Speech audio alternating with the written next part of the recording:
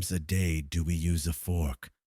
We may not realize it, but this little object we hold in our hands is a symbol of 1,000 years of debate.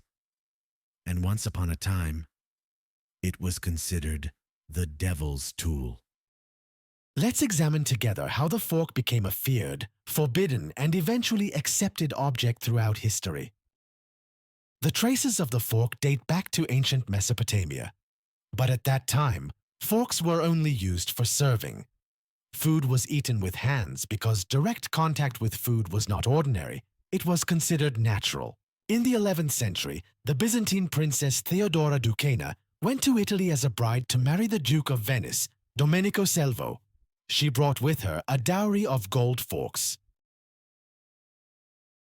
This image was shocking to Western Europe.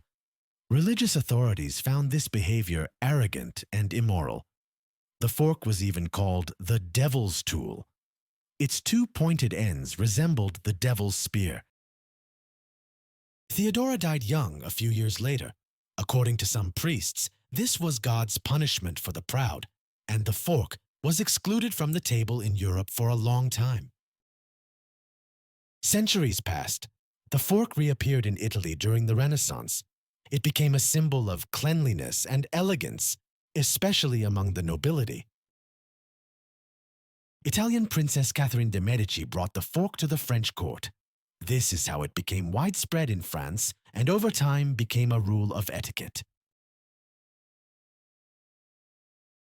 With the Industrial Revolution in the 18th and 19th centuries, forks became cheaper and accessible to all segments of society. The four-pronged fork we use today also became standard during this period. Today, the fork is so commonplace that it is never out of our hands. But it took 1,000 years for it to enter a table throughout history. It is not just a food tool.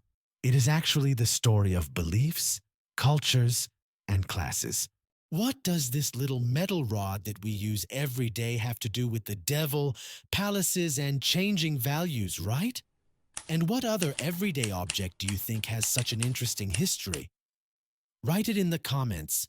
Maybe we'll look into it in the next video. Don't forget to subscribe.